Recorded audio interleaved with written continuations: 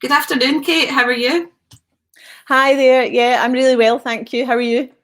Super. Yeah, it's lovely and sunny out there today. Thank goodness. Got sunny Yes. again. It was a bit funny this morning. Thank you so much for joining me today. I'm desperately in need of your help, Kate.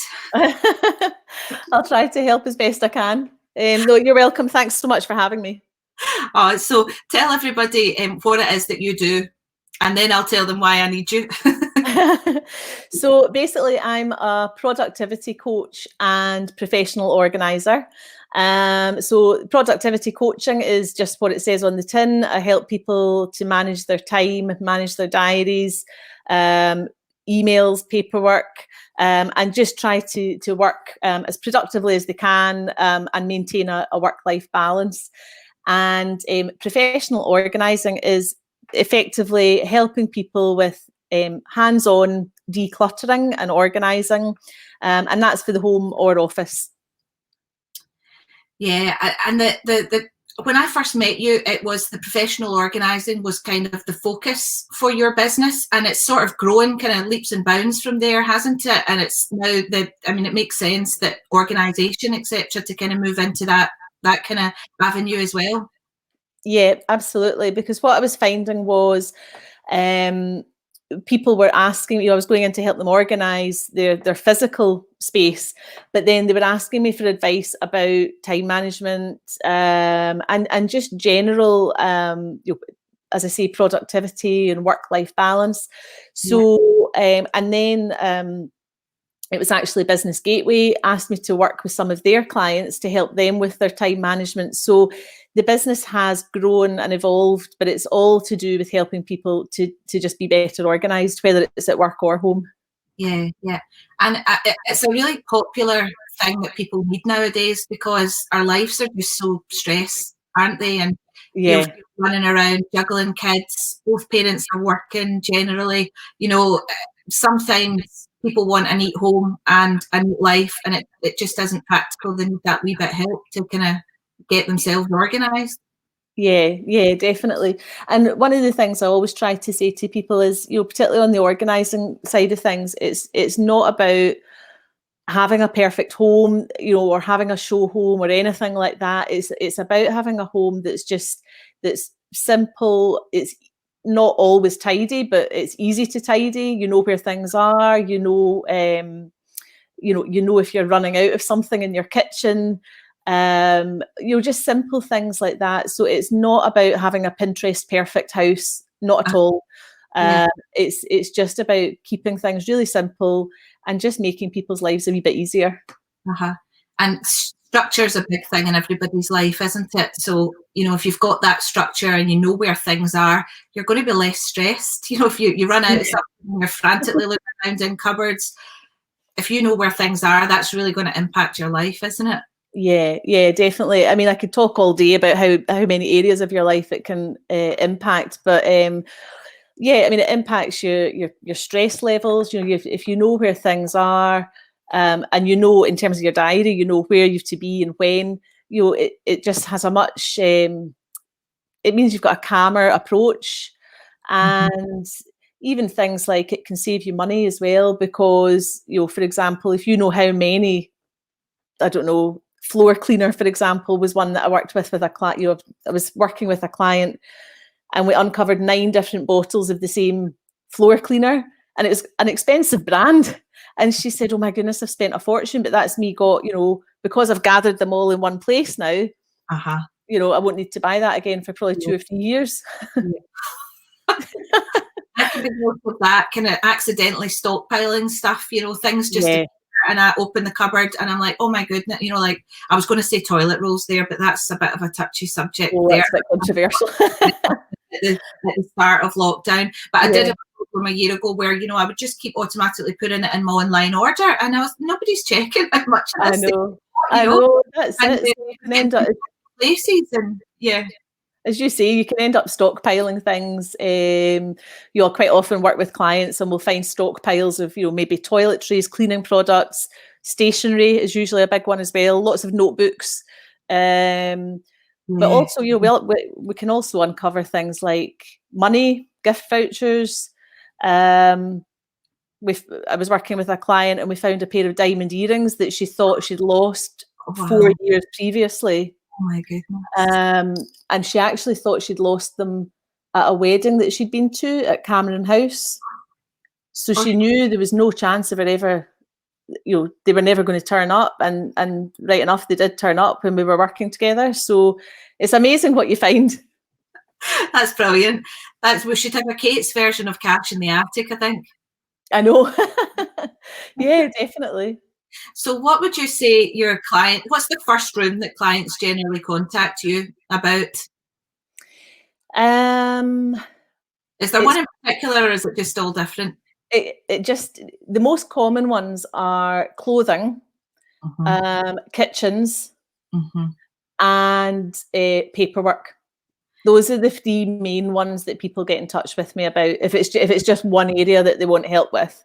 I do sometimes get contacted by people who want help with their entire house. That's usually because either they're preparing to move house, for example, particularly if they're downsizing and they know they're going to have to really declutter. Yeah. Or it can be perhaps after a bereavement. Your clients will sometimes get in touch with me when they know they're going to have to go through someone's belongings, and perhaps that person's house is again getting prepared to go on the market, and they just need that physical help, but also a bit of emotional support as well with the actual process of sorting through the items. Yeah, because it makes it so much harder. And even if you're a downsizer and you've got all of those memories attached with your home, you've maybe been there for 40 years, and all of a sudden you're having to decide what to keep and what to throw. And likewise, worse, if it's a bereavement, then it's somebody else's belongings that you're having to go through. And it's hard to emotionally distance yourself, I suppose, which is where you come in. Yeah, definitely. And it can be quite an overwhelming thought for people to have to do that, particularly if they're on their own, or perhaps maybe if they're retired. It can be a big job. And I've seen clients who have got to the stage where that's perhaps been quite overwhelming for them. They've ended up putting stuff in storage and they've moved house, and then they've actually got in touch with me for the first time after they've moved. Yeah. Because they then want to start tackling the stuff that's in storage. And I had a client who I worked with a couple of months ago, and he's now saving £150 a month because he doesn't need a storage facility anymore. Yeah. So it's just great. That happens though when they're stressed about moving, and they decide, I can't deal with that right now, I'll just put it in storage and worry about it later, a box at a time. Yeah, definitely. And I'm sure you see that a lot with your clients as well, in terms of the stress of moving. Yeah, particularly with the older clients, it is harder for them, I think, to let go of certain things. And definitely if they're maybe got to a point where they're a wee bit less able and they've got a lot of stuff in the loft or in the garage, or packed away in the shed, some of the stuff there they've not seen for years and years and years. And they want to take their time and go through it all. So I can see why people do go down that route. Yeah, absolutely. So with your productivity work then, Kate, were you kind of helping out business people then, or just busy mums, or any particular client group? To be honest, the clients that I work with, they're so varied. I've worked with business owners in their premises, but I've also worked with quite often business women who are maybe based at home, working from home, but they're also juggling childcare and young children perhaps. But again, I've also worked with, as you say, stay-at-home mums. So there's a real variety. And as I mentioned, some of my clients have been retirees who have downsized. So it's a lovely mix of clients that I work with. But on the productivity side, it does tend to be usually owners of small to medium businesses that maybe don't have all the departments that you would have in a bigger company. Yes. But they just want a bit of help in terms of how to manage their time effectively, how to manage their diary, their tasks, and just work in the most productive way that they can. Yeah, and they're probably quite time poor as well, so it's worth it to them to get that extra help in and just get some organisation put in place. You've done a lot of travelling with your work as well. Before lockdown, obviously, was it the Lewis? Were you away to a job on? Is that Where right? was that, sorry? Did you go to the Isle of Lewis? Where did Isla. I was at Isla, yes. Yeah. Oh, that. You told me you were away at an island. Yeah, so that was an amazing job. That was a lady who owns an Airbnb, and she got in touch with me just out the blue, to be honest, and she just said, I'd like to have a chat with you with a view to you coming up to Isla for a few days. And that's what I did. And we went through a craft room, a garage, an attic, a bedroom, a playroom, and we just dealt with each area. We got it all decluttered, organised, and then one of the things that I do is I transport items away to charity shops, clothing banks, recycling centres, etc. So I came back down to Glasgow with my car filled with stuff for charity shops and clothing banks. So that was a fantastic job. Yeah, that was absolutely brilliant to work on that one. That's one of the things that really gets me when I do. Sometimes I have the notion maybe to clear out all the kids' clothes or whatever, and then you've got bags of stuff piled up and the charity shop's not open. You're sitting over it for a week before you can figure out, right, I've got time to actually run down and get rid of it. So I can see why that's a really attractive part of your service, Kate. I know. And when I started out, that was a really important thing for me, was that I did include that as part of the service, because, as you say, I think doing the decluttering can be difficult enough for people. But if they then end up with bin bags lying in their hall or in the boot of their car, they can end up driving around for months with bags in the boot of their car to go to charities. Still going through it, changing their mind about it. So that's one of the things that I do, because that helps my clients, and obviously the charity shops are delighted as well. And and some of the items that I've dropped off at charity shops have been just amazing, like a brand new Louis Vuitton handbag. That was one of the things I gave to Save the Children. And I mean, some of the items are just quite obscure as well, so I will find the most appropriate place. So it's not always a high street charity shop. Depending what the item is, there are specialist charities that I have to get in touch with. But as I say, that was just really important. Yeah, and they'll be able to get a bit more money for that specialist item than maybe the high street, I presume. Yes, absolutely. Yeah, so I do a bit of matchmaking basically with other people's unwanted items. Lovely, yeah. Well, they must be rubbing their hands when you turn up then, Kate. Yeah, the Louis Vuitton handbag, that was a classic. When the volunteers in the shop saw what it was, and I said to them, "Oh, it's brand new," the look on their faces was just priceless. Blown away, brilliant. I don't imagine it was sitting on the shelves for long. Definitely not, no. So how has the lockdown affected your business then, and changed what it is that you're able to do with your clients? So basically, when lockdown started, obviously the physical hands-on decluttering just stopped overnight. And because when I work with clients, it's really, it's really physical. It's very hands-on, and we work in very close proximity. And it's just not something that it just obviously wasn't possible to do that. So luckily, what I'd already started doing was productivity coaching over Zoom. So I've been doing that actually since the start of this year. I've got a client in Spain who we've only ever done Zoom. We've never actually met in person at all. And there's another couple of clients that I'd been doing it with as well. So since lockdown, what I've basically done is shift my focus to the virtual work in terms of the productivity coaching. But I've also been in touch with all my existing clients, and I've let them know that this is now an option.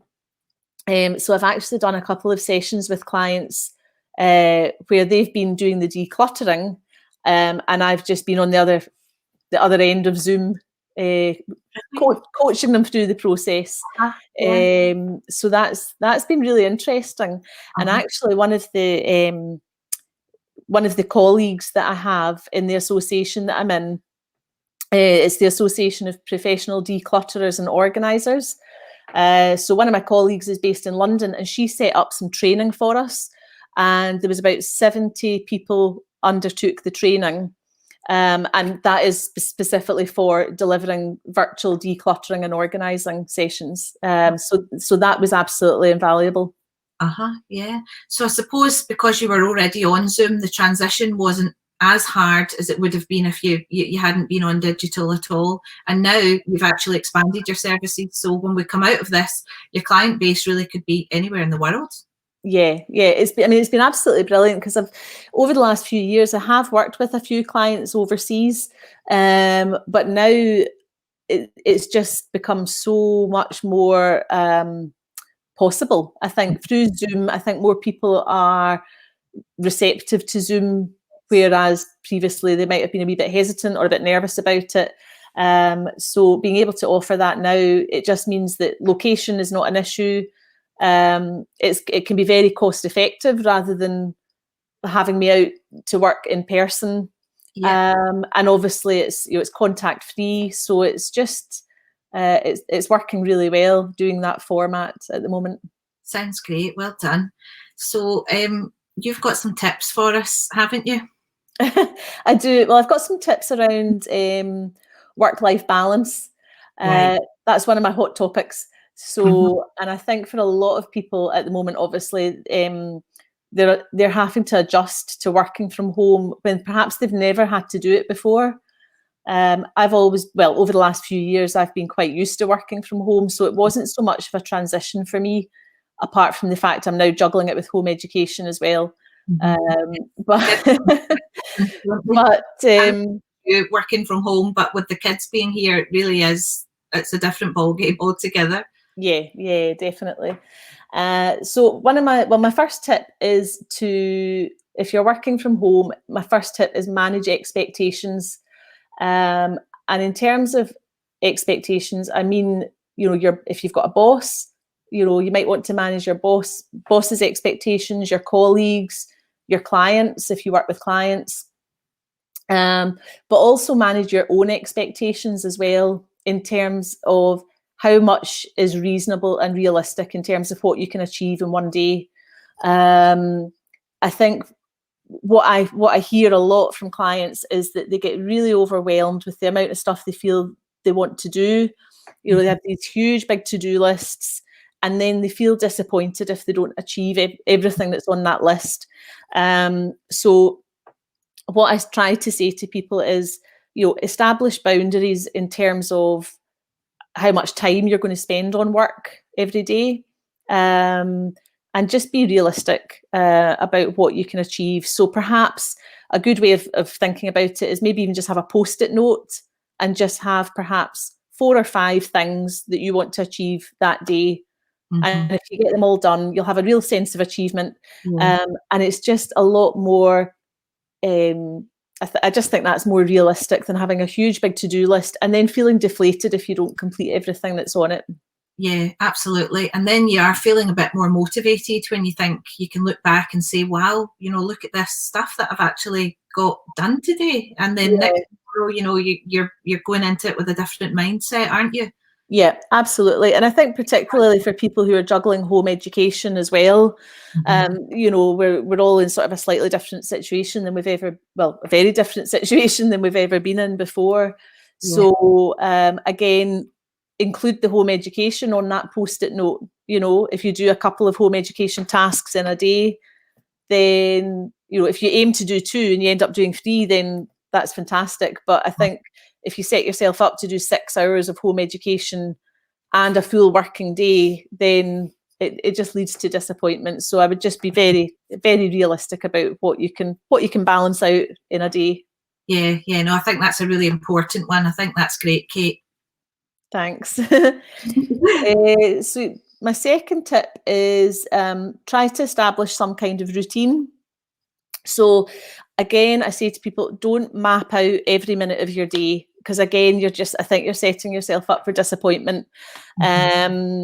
You know, I've seen some really very pretty color-coded calendars where there's like 10 different colors and it all looks lovely, but literally every minute of the day is accounted for. And then people get disappointed when they feel they're not achieving everything that's on there.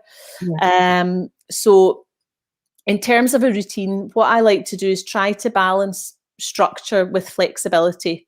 So again, I just put in the sort of main tasks that we want to get through in a day, allow space and, you know, time in between tasks, so you're not having to literally go from one thing straight into the next. Allow a wee bit of buffer time, but establish some kind of routine or pattern to your day, so you've got a quite relaxed, productive rhythm to the day. And again, in terms of boundaries, I would always sort of set a kind of limit in terms of the latest that you will work till, and then have a regular routine in terms of even just, you know, shutting down your laptop and packing it away, tidying your desk perhaps, and then marking the transition between the end of your working day and the rest of your evening. So, you know, maybe pack away your laptop and then go out for a walk, and then that's you done on the work front.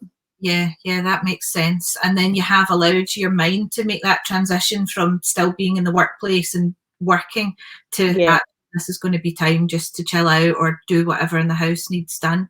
Yeah, and it's really difficult at the moment because if you work from home, and particularly with the current situation, you know, you feel as though you're always at home and you're always at work. So I think anything that you can do to just mark the boundary in between the two, and even in terms of where you work. So for example, I don't work on my sofa, I don't work in my bed.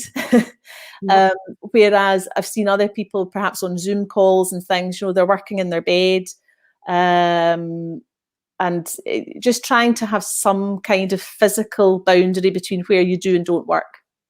Yeah. No, that's a really good point, is just have that workstation where you know where everything is, and that's where you go to work. Your mind's on work in that place, and then that means when you're sitting on the sofa, you can hopefully relax rather than being, you know, pent up and thinking about work.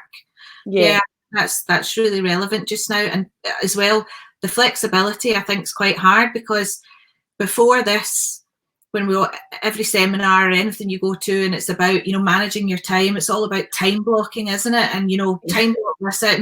And if you've got kids in the house, you know, you can't block out 2 hours. That's just not gonna, it's just not gonna happen. You are going to set yourself up for failure in that scenario. So it's about, I suppose, giving yourself a bit of leeway if you can't quite make that, and maybe picking it up a bit later, but also finding a balance with, once you have to stop work, you need to stop, and that's it. Yeah, definitely. And I think with the time blocking, that can work well. But again, it is just about having the flexibility in terms of when you do things. And I mean, being productive is not about getting the most, you know, the highest number of things done. It's about getting the important things done. And I think that's why I say just focus on maybe 4 or 5 things that you want to achieve each day. And then if the likelihood is that is manageable and doable. And then if you do manage that, it gives you that positive momentum to think, right, okay, well, actually I've done everything that I needed to do today. And it just gives you a wee bit more of a boost to then, you know, repeat that the next day. Yeah. And if you said to use Post-its then, just to kind of plot out your most important tasks for the day, where would you suggest somebody puts them? So I would tend to have it maybe just on your kitchen counter, or somewhere that you're going to see it regularly throughout the day. Because it's easy to, you know, say for example, if you sit and write a to-do list, it's easy to, you know, write a to-do list maybe in a notebook, but then you might not look at that notebook till 2 o'clock in the afternoon. So I would just have the Post-it note out, either perhaps on your desk if you've got a desk, or maybe just on the kitchen counter, so that you're always kind of coming back to that to remind yourself of what the priorities are. And I just find that's a really simple way of keeping on task, if you like. Yeah. No, that's great. That's great. Do you have one more for us, Kate? Was there another one? I do. Yeah. Now this is just a wee tip that I find is really handy, because I don't know about you, but sometimes I can be doing one task and something else pops into my head, and I think, well, I don't rely on my memory at all. Not since I've had kids. So I find that if something pops into my head and I want to kind of capture it before I forget, I find that using Siri is so handy. So if you don't already use Siri or Alexa or Google Home or anything like that, it's well worth exploring, because I always think of it as like a second brain almost. So if I'm in the middle, say for example, I'm in the middle of doing something that's work related, but then something pops into my head that I need to, even just something I need to add to my shopping list or something. If I just tell Siri to do it, then I know it's captured and it's sort of safe, if you like. I'm not going to forget about it. And it's just so handy. So it's definitely something worth exploring if you haven't used it. And I'm not highly technical at all. So if it's very simple. It's how easy is it to do? Is it just say something like make a list? Yeah, so what you can do is you can set up a couple of lists in Siri. So again, keep it simple. I wouldn't have lots and lots of lists. I would maybe just have one that is reminders and one that might be shopping list, for example. And again, if something pops into your head, you can just say, well, I don't want to say it because she might do it, but you can just say, hey Siri, remind me to phone Fiona tomorrow. And it'll just capture it. The trick is to then remember to look at those lists maybe every evening, and then each evening just sort of plan out your following day, do your wee post-it note for the following day. And presumably Alexa's similar then, is it you just kind of speak into it? And sorry, I do use Alexa rarely to play nursery rhymes, but that's about it. I know it's much more capabilities than what I use it for. Yeah. Just kind of asking it to make you a list and it should record that for you. Yeah. Okay. And I think you can get it to do all sorts. I certainly don't use Siri anything close to the full capabilities of it. But yeah, if you just want to add something to a list, if you want it to text someone for you, you can get it to do that. And it's a massive time saver for that sort of thing as well, doing a text, or even if you just want to sort of note something down. It's just a very, very handy wee resource to have. Yeah, and that's going to be the next big thing. So they're saying is the voice activated search engines and things like that, aren't they? They're saying that we're going to move away from the typing, and a lot of things are going to be voice activated. You can use in the car and things like that. So yeah, definitely. And I actually use, that's one of the things I use a lot is the voice to text function on my phone and my laptop. I just dictate things, whether it's emails, social media posts, all that sort of thing. And that's a huge time saver. I'm blown away by this. This is amazing. I never thought of doing any of this stuff. That's such a big time saver. It's a massive time saver. And one of the good things is, as you mentioned, you can, if something pops into your head when you're driving, if you can just get Siri to keep a note of it for you. Or if you're out walking and you don't have a notebook with you, most people have always got their phone with them. So even if you're on the go, you can still just capture that wee reminder, and then it gets it out your head and you can deal with it later. Fabulous. That's amazing. That's brilliant. So your social media's got quite a lot of hints and tips and short videos and things like that on it. Can you, how do people find that? So I'm most active on Facebook and LinkedIn. So on Facebook, it's just Better Organised, and LinkedIn, it's just Kate Galbally. So it's really just Facebook and LinkedIn that I do. I've just deleted Instagram. But I'm pretty much on Facebook and LinkedIn more or less every day. Yeah. I'm feeling a bit like that as well. I kind of just want to decide what packages I'm going to really focus on, and platforms, I'm just going to focus on and just stick to them, because I spread myself a wee bit thinly on them, I think.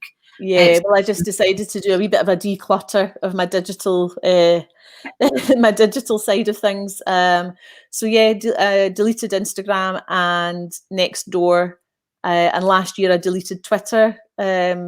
So I'm just focusing on Facebook and LinkedIn now. Yeah. And one last question for you, Kate. You must just naturally be a very organised person. Have you always had a love of being organised and decluttering and these types of things? Because I think a lot of people will probably look at this as, wow, you know, I wish I knew all that stuff, or I wish I could implement all that in my life. So I suppose my question really is can this techniques be picked up? Or is it genetic? Yeah. It's a bit of both. I think when I was a kid, I wasn't particularly tidy or anything. You know, I was probably pretty messy and not particularly organised. I think it was probably really when I started working that I really became more focused on having an organised approach. And then particularly, I mean, through my working life, I would say I've always had an organised approach. I used to try and declutter, you know, the cigarette counter when I worked in Tesco, and you know, I was always down behind the desk tidying things up. But particularly when I had kids, I was a stay-at-home mum for a few years, and that was a test of anyone's organisational abilities. You know, even just things like having the changing bag stocked and ready to leave, making sure that I had everything in that I needed for the kids. And also being organised enough that if we were stuck at home for 3 days because one of them wasn't well, I knew that we had enough supplies to keep us going, but without stockpiling. So, yeah, I think particularly since becoming a mum, I've just really recognised the benefit of having an organised approach. Because I think for me, the more organised I felt as a mum, the more positive and capable and relaxed I felt, and then I was just able to enjoy being with the kids. Yeah, and that's the most important thing at the end of the day, isn't it? Yeah, definitely. Well, that has been fantastic. Thanks so much, Kate. I've loved speaking to you. You're welcome. We've had loads and loads of viewers all the way through. We've got a few people saying hello. I can't read all of their names, unfortunately. When you comment, you have to click the link, StreamYard link above, just to say that StreamYard can access your information. Otherwise, your name doesn't come up. So we've got Susan, Hazel. Hi, everybody. A couple other ones we'll maybe see once we close this down. Her names might pop up. I'll put Kate's details up above the post, everybody. So please get in touch with her if you have any questions, and have a look at the Facebook page. It's really good. Loads of hints and tips for you there. So thank you again, Kate. That's been fantastic. You're welcome. Thanks so much for having me. It's been lovely to chat to you. Oh, brilliant. Enjoy the rest of your day. You too. I'll see you soon. Thank you. I'll see you soon, Kate. Bye.